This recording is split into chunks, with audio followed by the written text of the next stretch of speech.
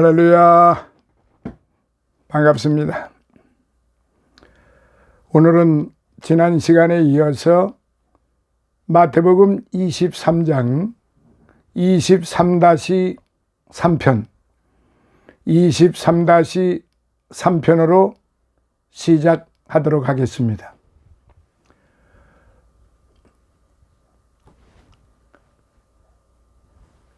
지난 2편에서 소위 7가지 화에 대한 선언의 말씀에 대해서 제가 앞부분 서론만 말씀드렸고, 이제 이 7가지 화, 7화에 대한, 여기서 말하는 화는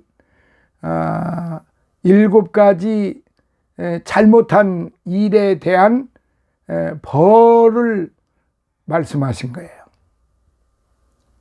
그들이 어떤 저주를 받을 것인가, 즉 7가지 저주를 받게 된다는 거죠. 이제 그 내용을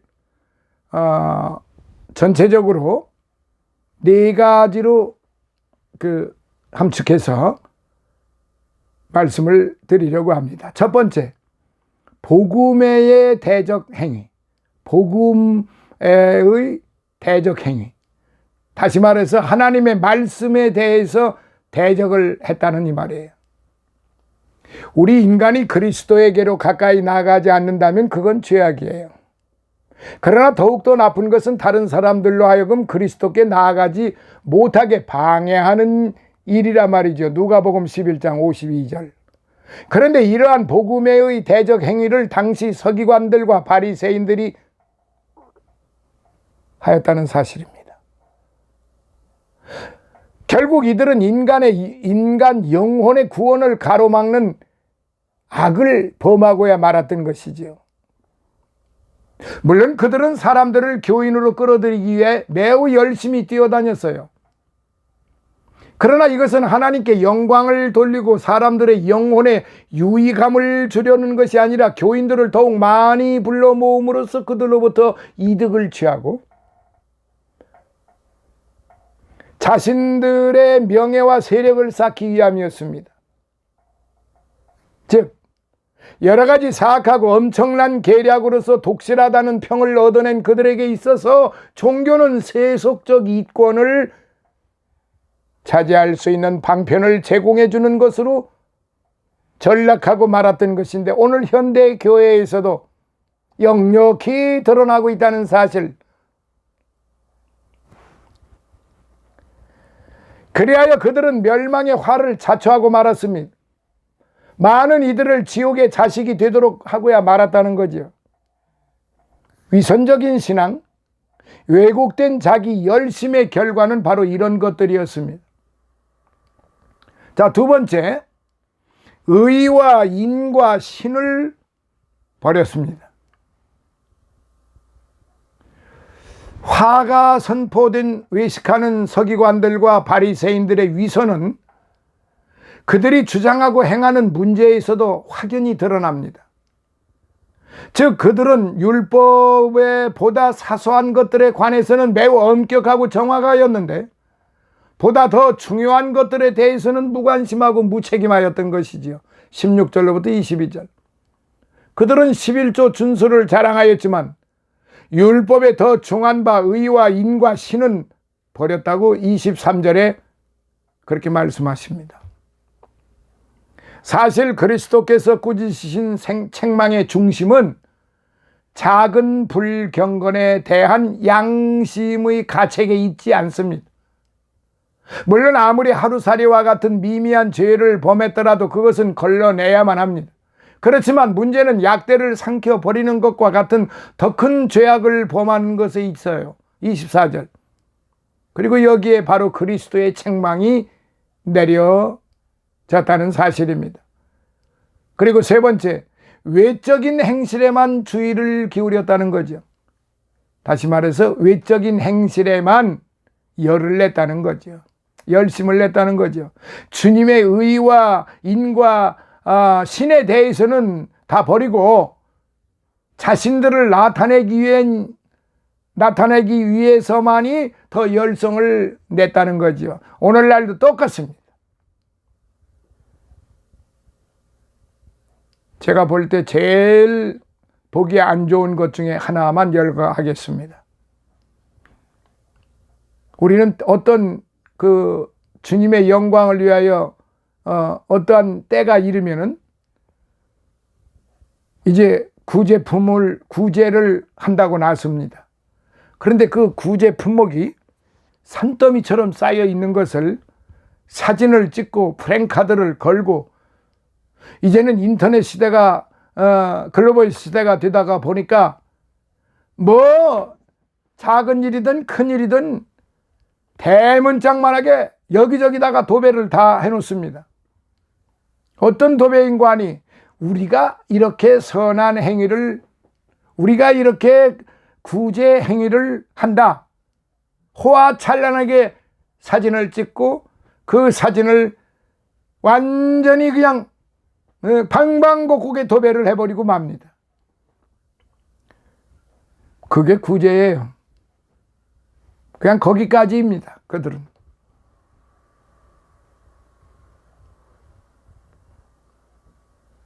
제가 늘 말씀드렸지만은 주님께서 말씀하시기를 오른손이 하는 일을 왼손이 모르도록 하라. 그들은 아주 뭐 보기 좋게 주님 앞에 면박을 주듯이 보기 좋게 오른 왼손이 모르도록 정도가 아니고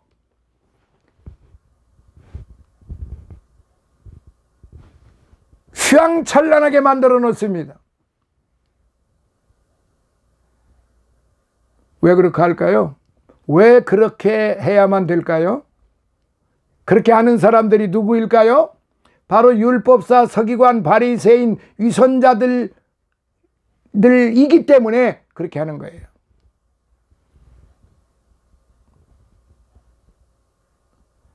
성경 말씀을 무색하게 만드는 거죠. 주님의 말씀을 그냥 아나무인, 그냥 들은 채도 안 하는 거예요. 보지도 않는 거예요. 그들에게는 성경이 없어요. 어떤 성경만 있냐? 들고 다니는 성경만 있는 거죠. 보여주기 위한 성경만 있는 거죠. 그 안에 있는 말씀은 전혀 그들에게는 없어요. 왜냐? 자기 자신들을 드러내 보여야 되는데 성경대로 하면은 드러내 보일 수가 없기 때문에 그렇습니다.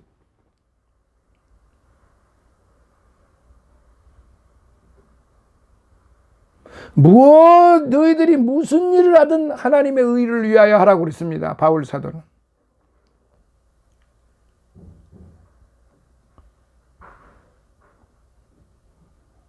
근데 그렇게 하면 안 되기 때문에. 뭐가 안 되냐? 자신들을 드러내는데 자신들의 바벨탑을 쌓아가야 되는데 그렇게 하게 되면은 바벨탑을 못 쌓잖아요. 그럼 그 바벨탑을 쌓는 이유가 어디 있을까요? 그 성경에 딱 기록이 돼 있어요. 자신들의 이름을 드러내자, 그거죠. 자신들의 이름을 드러내기 위해서 바벨탑을 쌓자는 거였거든요. 그런데 그때나 지금이나 다를 바가 뭐가 있어요? 그때나 지금이나 여전히 바벨탑을 쌓고 있는 거죠. 누구를 위해서? 하나님의 영광을 위해서? 천부당 만부당한 거죠. 하나님의 영광을 위해서 쌓는 것이 아니고 자신의 영광을 위해서 그 바벨탑을 쌓아가는 거예요. 사랑하시는 성도 여러분, 이 외적인 행실에만 주의를 기울이는 것에 대해서 주님은 신랄하게 책망을 하신 거예요. 아니, 저주의 말씀을 하신 거단 말이죠. 독사의 새끼들아 그랬어요.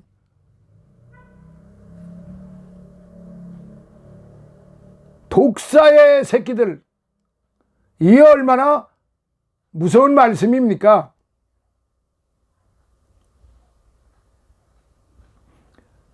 독사의 새끼들이라느요? 아니 어째서 독사의 새끼들입니까? 의와 인과 신을 버리고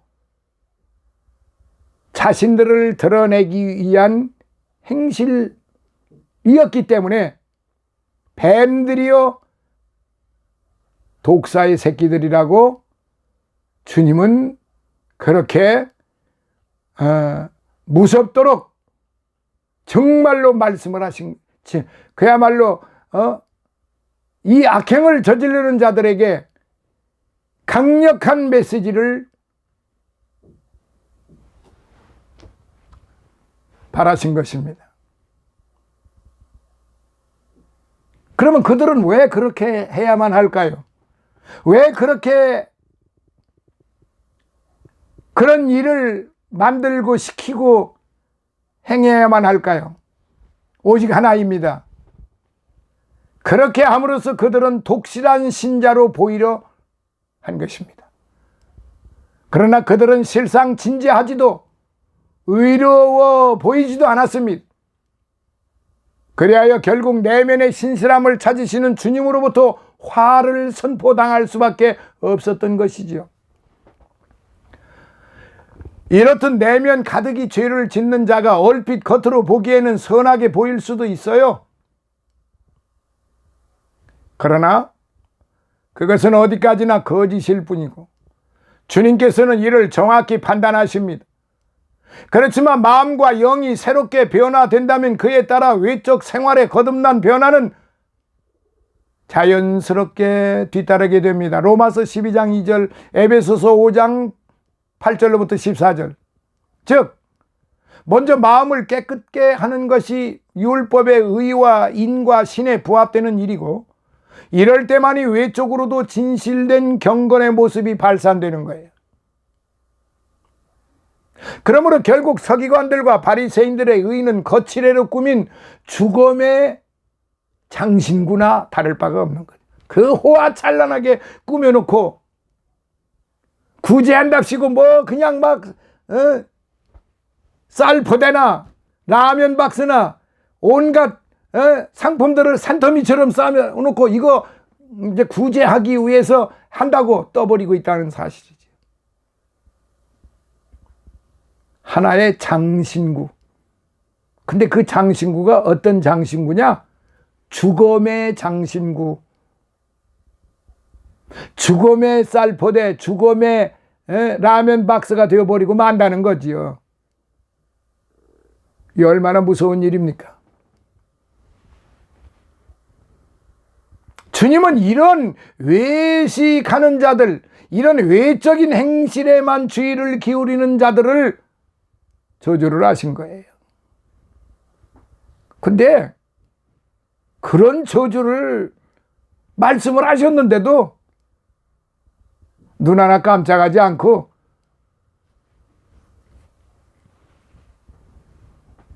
그러니까 그들에게는 성경이 없는 거예요. 성경을 가지고만 다닐 뿐이었지. 그리고 내가 성경을 이렇게 거룩하게 성경 말씀을 가지고만 있을 뿐이지 그들은 그 성경 말씀을 믿지를 않는 거지. 자, 네 번째, 죄악의 물결 속에 안주하는 자들에게 대한 저주란 말이죠. 죄악의 물결 속에 안주한다는 게 뭡니까?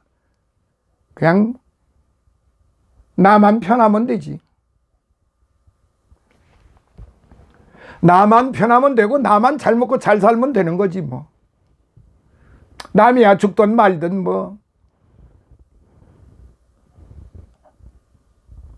서기관들과 바리새인들의 이러한 외식적인 자기 기만성, 또 다른 측면에서도 살펴볼 수 있는데, 즉 그들은 자신들이 다른 이들이 저질렀던 죄악에 대항하고 있다고 자부를 하고 있고, 실상은 그들이 바로 자신의 생활 속에서 그러한 죄악의 물결에 휩쓸려 가고 있다고 하는 걸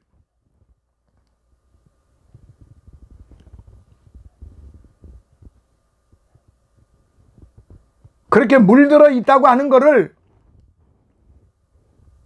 마귀의 자식들이 되고 저주의 자식들이 되다가 보니까 알지를 못하고 깨달지를 못하는 거지요. 그러므로 주님께서는 여기에서 이러한 서기관들과 바리새인들의 패역이라고 그랬어요. 패역. 바리새인들의 패역함을 그들 조상의 패역함과 다를 바 없다고 하시며 심판을 선고하신 겁니다. 그런데 이와 관련하여 우리도 가끔 그리스도께서 계실 당시 우리가 그분과 같이 있었더라면 그분을 경멸하고 거부하지는 않았을 것이라고 생각을 합니다.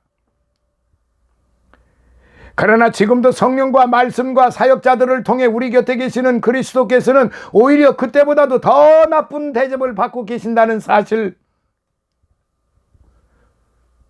그러할진대 서기관들과 바리새인들에게 선고된 심판이 어찌 우리와는 상관이 없다 할 수 있겠습니까?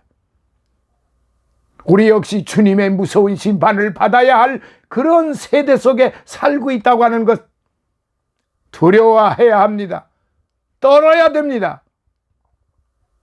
두렵고 떨림이 있어야 된다 이 말이에요.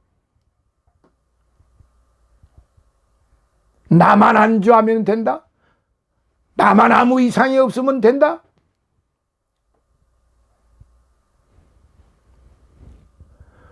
우리에게는 이 심판을 피할 길이 또한 주어져 있어요.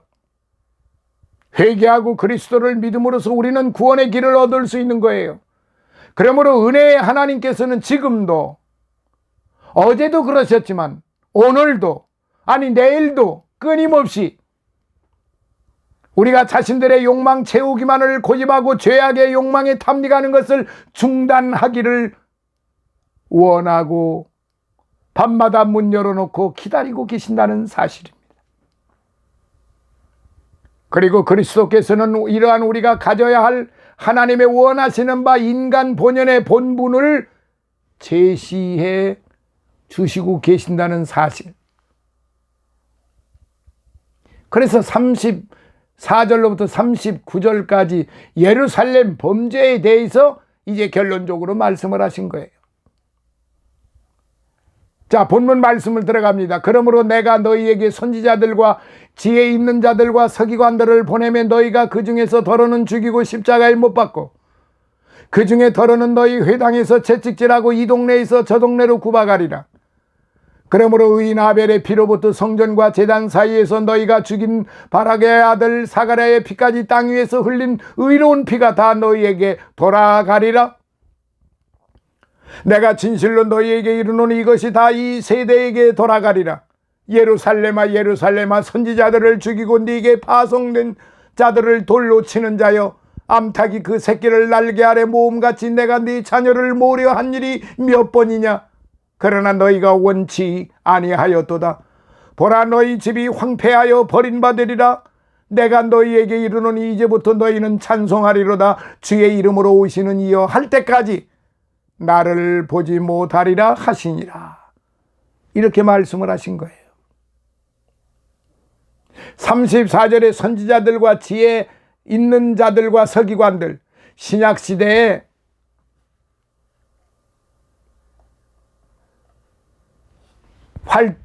활동하던 사람들로서 선지자는 하나님의 말씀을 전하는 복음 전도자를 가리키는데, 이들은 물론 구약 선지자들과 같은 영적 이해력과 가마력 및 신적 권위를 지녔습니다.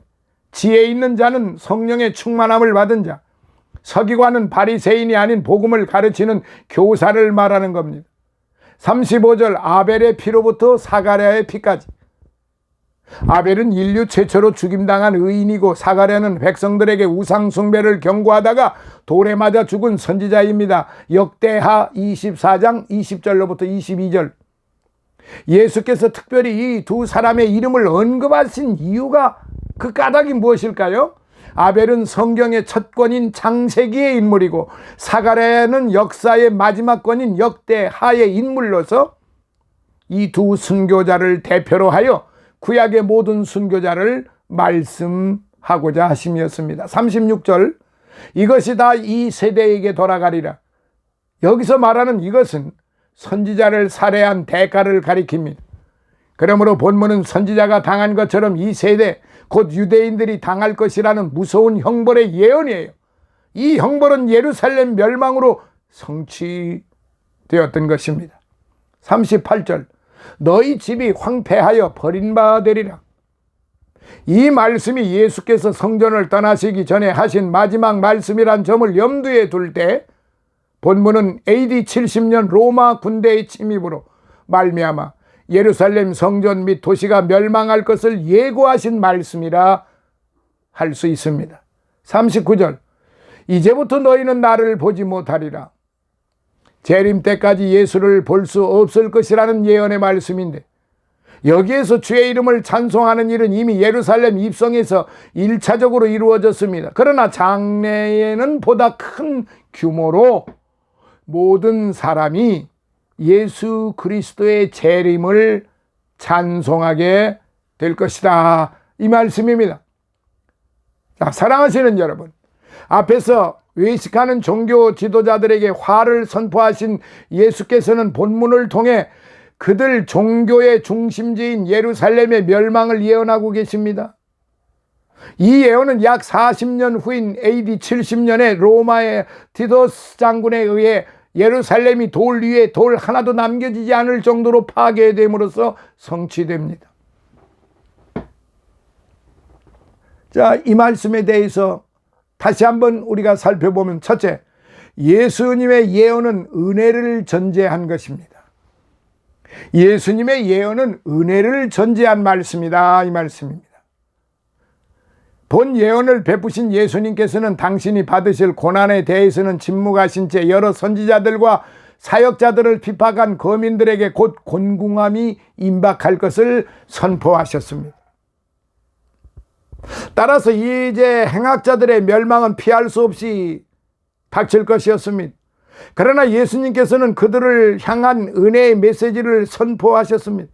실로 날개 아래 병아리들을 불러 모으는 본문의 암탉의 비유는 예수님을 영접하는 자들에 대한 구세주의 부드러운 사랑과 끝까지 참아 용납하시는 은혜 및 일단 돌이키는 자의 큰 사랑으로 화답하시는 주님의 성실성을 적절히 상징하신 말씀입니다. 한편 놀라웠게도 주님은 지금도 여전히 주님의 따뜻한 보호 아래에서 위안을 얻으라고 죄인들을 부르고 계신다는 것입니다. 자기 죄에서 돌이킨 죄인들을 끝끝내 지키시며 영원토록 양육하시고 계신 것입니다. 자, 두 번째, 예수님의 예언은 지금도 지금 현대에도 성취되고 있다는 말씀입니다. 예수님께서 단호히 선포하셨던 이러한 예언의 말씀은 지금 이 시간에도 성취되어 가고 있습니다.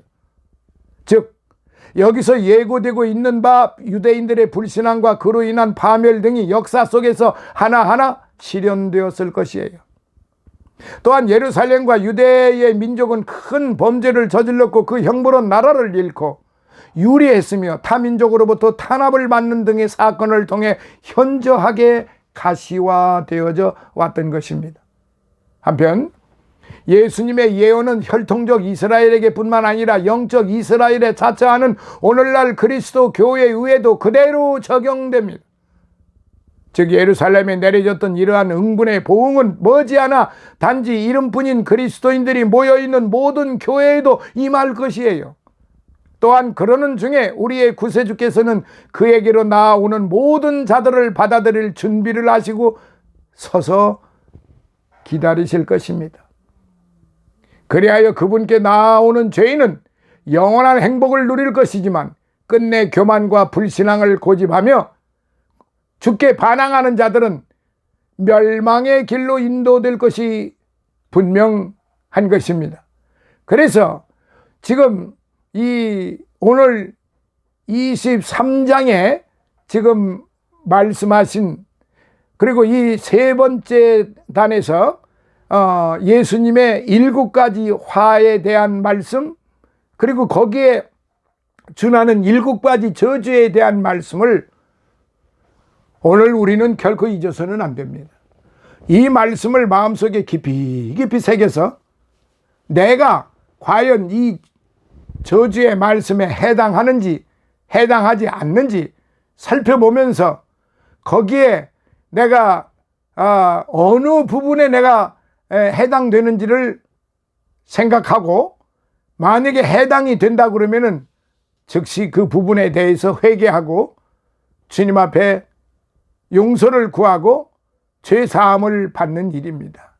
그것이 현명한 오늘 현대 교회의 성도들의 의무이자 마땅한 그런 일이라 사료가 되는 것입니다. 이제 이 말씀을 생각하시면서 마태복음 23장 이 부분을, 물론 각 장도 다 중요하지만 이 마태복음 23장 이 부분을 잘 읽어보시고 나 자신에 대해서 다시 한번 돌아보시는 그런 계기가 되었으면 합니다. 이 정도 역시 마찬가지고요. 할렐루야. 이렇게 해서 마태복음 23장 23-3편을 마무리를 했고, 다음 네 번째 시간은 이제 이 마태복음 23장에 대한 전반적인 모든 것을 종합해서 좀 더 구체성을 떼가서 말씀을 전해드리도록 그렇게 하겠습니다. 감사합니다. 다음 시간에 다시 만나 뵙기를 바랍니다. 할렐루야.